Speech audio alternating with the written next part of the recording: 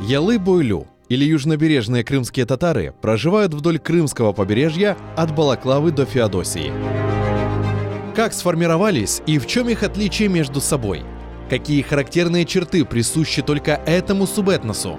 И почему им не было равных в селекциях виноградарства, табаководства и даже в такой отрасли, как судостроение?